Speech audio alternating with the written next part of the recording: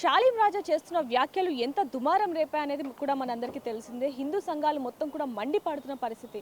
దానికి గల కారణం కూడా ఆ వ్యాఖ్యలు ఆ విధంగా ఉన్నాయనేది కూడా మనం చెప్పొచ్చు. దీనికి సంబంధించి కూడా వాళ్ళు అసలు పశ్చాత్తాపం కూడా లేకుండా మీడియా మీద కూడా కంప్లైంట్ ఇవ్వటం, అలాగే వీడియోలు చేయడం అనేది కూడా మనం చూస్తున్నాం. మరి దీనికి సంబంధించి హిందూ సంఘాలు అనేవి కూడా పోరాడుతున్నప్పటికీ, కంప్లైంట్ ఇస్తున్నప్పటికీ కూడా వాళ్ళు అసలు ఏ మాత్రం కూడా తగ్గకుండా అదే పనిగా వీడియోలు చేస్తున్న పరిస్థితి అని చెప్పొచ్చు. అసలు సమాధానం కూడా ఇవ్వని పరిస్థితి కనిపిస్తుంది. మరి వీటికి సంబంధించి ఇప్పుడు మనతో పాటు మాట్లాడడానికి బీజేపీ లీడర్ యమునా పాఠక్ గారు మనతో పాటు ఉన్నారు. ఆవిడతో మాట్లాడి మరిన్ని వివరాలు తెలుసుకుందాం. నమస్తే మేడం. నమస్తే అండి. మేడం, చూడొచ్చు కొద్ది రోజులుగా షాలిం రాజా చేస్తున్న వ్యాఖ్యలు ప్రతి ఒక్కరికి కూడా కోపానికి తెప్పిస్తున్నాయని చెప్పొచ్చు. ఎందుకంటే మల్లెపూలు అనేవి మనం ఎంతో పవిత్రంగా చూసుకుంటాం. అలాంటి మల్లెపూల మీద అలాంటి కామెంట్ చేయడం, మళ్ళీ మనం వాటిని ఖండిస్తుంటే మళ్ళీ మన మీదే ఎగిరి పడడం అనేది అసలు ఎలా చూడొచ్చు అంటారు? షాలిం రాజు అనే వ్యక్తి వారు చేసిన ఒక రిలీజియస్ ఇన్ఫ్లుయెన్సర్గా, ఒక పాస్టర్గా ఉంటూ వారు ఎంతసేపు వారికి భగవంతుడితో సంబంధించి ఏమన్నా ఉన్నా చెప్పుకోవాలి తప్పించి, వాళ్ళు ఇచ్చిన ఉదాహరణలు కూడా ఎలా ఉన్నాయంటే అది మనం చూస్తూ ఉన్నాం. గత వారం రోజుల నుంచి అనేక ఛానల్స్లో మనం మాట్లాడుతూనే ఉన్నాము. మరి వారు సంస్కారవంతంగా ఎలా ఉన్నారా లేదా అనేది ఈరోజు యావత్ ప్రపంచం చూస్తోంది. కేవలం హిందువులని కాదండి. ఎందుకంటే వారు చేసిన ఒక అసభ్యకరమైన కమెంట్ ఏదైతే ఉందో అది పూర్తి యావత్ మహిళా లోకాన్ని కించపరిచే విధంగానే ఉందనేది చెప్పడానికి ఎటువంటి సంకోచం లేదు. మరి వారు అంటున్న ఆ పైన ఆ భగవంతుడే చూస్తున్నాడు వారి యొక్క ప్రక్రియ ఎలా ఉందో అనేది. కాబట్టి తప్పకుండా ఎవరైతే తప్పు చేస్తారో కనీసం తప్పు చేసినప్పుడు అది తప్పు అని తెలుసుకొని పశ్చాత్తాపంతో తప్పైంది అనే చెప్పుకోవాలి. అలా చెప్పని పక్షంలో ఎటువంటి పనిష్మెంట్స్ ఉండాలో, అండ్ మరీ ముఖ్యంగా వారికి సంబంధించి వాళ్ళ అనుచరులు చేస్తున్న కమెంట్స్ ఎంత నీచంగా ఉన్నాయంటే మరి ఇది యావత్ మొత్తం అందరూ కూడా ప్రజానికం చూస్తున్నారు.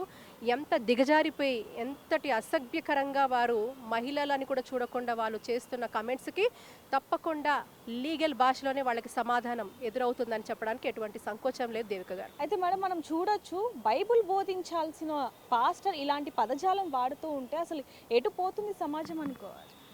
ఈ భారతావనిలో స్త్రీకి ఎంతో గొప్ప స్థానం ఉంది.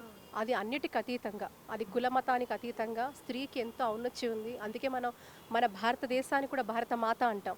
అలాంటి పవిత్ర భారతదేశంలో ఒక మహిళని ఎలా గౌరవించాలో, ఒక మహిళని ఎలా ఉద్దేశించి ఎలా మాట్లాడాలో తెలియని వ్యక్తి మరి ఈరోజు అక్కడ ఒక రిలీజియస్ ప్రీచర్గా, ఒక ప్రబోధకుడుగా ఆయన అనర్హుడు అని చెప్పడానికి ఎటువంటి సంకోచం లేదు. మరి యావత్ మహిళా లోకాన్ని కించపరుస్తూ మరి మహిళ ఒక వేషధారణ వారికి ఎందుకండి? మహిళలు పువ్వులు పెట్టుకుంటే ఏమిటి, వాళ్ళు ఎలా ఉంటే ఏంటి, అండ్ ప్రతి ఒక్కరూ కూడా మహిళను టార్గెట్ చేస్తూ మహిళను ఉద్దేశించి మాట్లాడుతూ ఈరోజు చెప్తున్నారు కేవలం ఒక వర్గాన్ని ఉద్దేశించి మాట్లాడుతున్నారు అంటే అది 4 గోడల మధ్యలోనే పరిమితం అవ్వాలి. ఎప్పుడైతే పబ్లిక్ ప్లాట్ఫామ్స్ మీదకి ఇలాంటివి బయటకు వస్తాయో అది పూర్తిగా కూడా పబ్లిక్ క్రిటిసిజం కూడా దారితీసే అవకాశం ఉంటుంది. సో ఇటువంటి కేర్ వాళ్ళు ముందే తీసుకోవాల్సింది.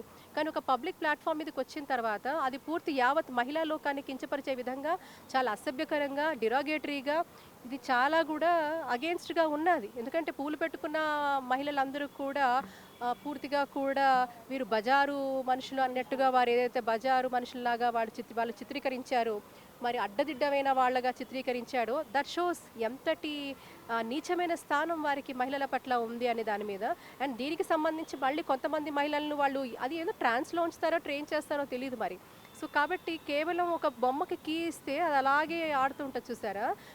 కొంతమంది మాటలు ఎవరైతే వచ్చి వీళ్ళు మాట్లాడుతున్నారో అసలు అందులో లాజిక్ ఉందా, ప్రాక్టికాలిటీ ఉందా అంటే నాకు తెలిసి చాలామంది, కొంతమంది ఈవెన్ చదువుకున్న వాళ్ళు కూడా వచ్చి వాళ్ళు కేవలం ఎంతటి డీపర్ ఇన్ఫ్లుయెన్స్లో ఉన్నారా అని నాకు చాలా భయం వేస్తుంది.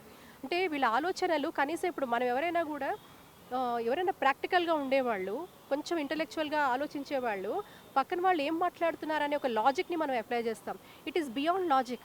మరి ఒక మనిషి తప్పు చేశాడు అంటే ఆయన సమర్థించడానికి చాలామంది కూడా అతను తప్పు కాదు, అతనే కరెక్ట్ అనే పరిస్థితిలో ఉంది. అంటే వీళ్ళు ఏ రకంగా మైండ్ ట్యూనింగ్ అయిందనేది మనకు అర్థమవుతుంది. మీరు అన్నట్టుగానే ఒక పాస్టర్గా తప్పు చేసినప్పుడు ఇంకొక పాస్టర్ సరిదిద్దాలి. అంటే ఇలా అనడం కరెక్ట్ కాదు అని చెప్పి మనం చూడొచ్చు. కొంతమంది పాస్టర్లు కూడా సపోర్ట్ చేస్తున్నారు. అంటే ఇందులో ద్వంద్వ వైఖరి కనపడుతుంది దేవిక గారు. ఎందుకంటే కొంతమంది పాస్టర్స్ లేదు, వారు అలా వితండవాదన చేయకూడదు, ఒక వర్గం వారికో కొంతమందికి బాధ కలిగింది కాబట్టి మనం వాళ్ళ మతం కూడా చెప్తుందట కదా, మనం ఏదైనా తప్పు చేస్తే క్షమించాలి అనే ఒక తత్వం కూడా ఉంది. కాబట్టి అంతటి సాఫ్ట్ ఇది ఉన్నప్పుడు మనం కూడా వెళ్ళి చెప్తే తప్పేముంది అనే వాళ్ళు కూడా చెప్పిన వాళ్ళు ఉన్నారు.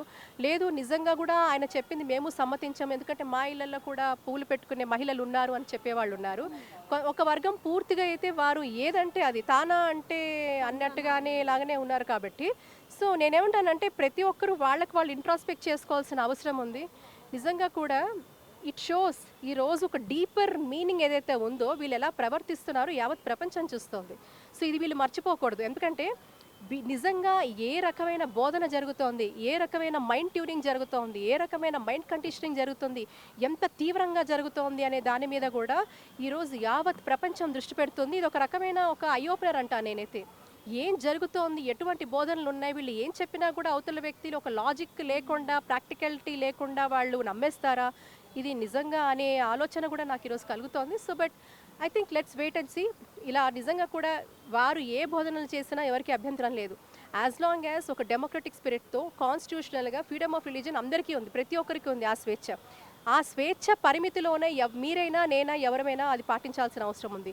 ఆ సోషల్ ఫ్యాబ్రిక్ని దెబ్బతీసే విధంగా ఇప్పుడు ఇంతమంది ఒకరు కాదు రెండు కాదు అనేక మంది మహిళలు మనోభావాలు దెబ్బతింటున్నాయి. అలాగే చాలామంది కూడా మనోభావాలు దెబ్బతింటున్నాయి అన్నప్పుడు కనీసం వారు బయటకు వచ్చి ఒక క్షమాపణ చెప్పాల్సిన పరిస్థితి ఉంది. కాబట్టి కానీ ఆయనకు తప్పు అనిపించటం లేదు. సో వారు ఎంతటి మొండి వైఖరిలో ఉన్నారనేది కూడా మనకు అర్థమవుతుంది. సో ఇదొక్కటే కాదు, అసలు వీళ్ళ వైఖరి ఏమిటి, అసలు వీళ్ళు ఏం నేర్పిస్తున్నారు, నిజంగా కూడా వీళ్ళకి వారి యొక్క మతం మీద ఎటువంటి విశ్వాసం ఉంది, వీళ్ళు అసలు ఏం బోధిస్తున్నారు అనేది కూడా యావత్ ప్రపంచం ఈరోజు చూస్తోంది. కాబట్టి ఐ థింక్ ఈ నిదర్శనాలు చాలా అనుకుంటా.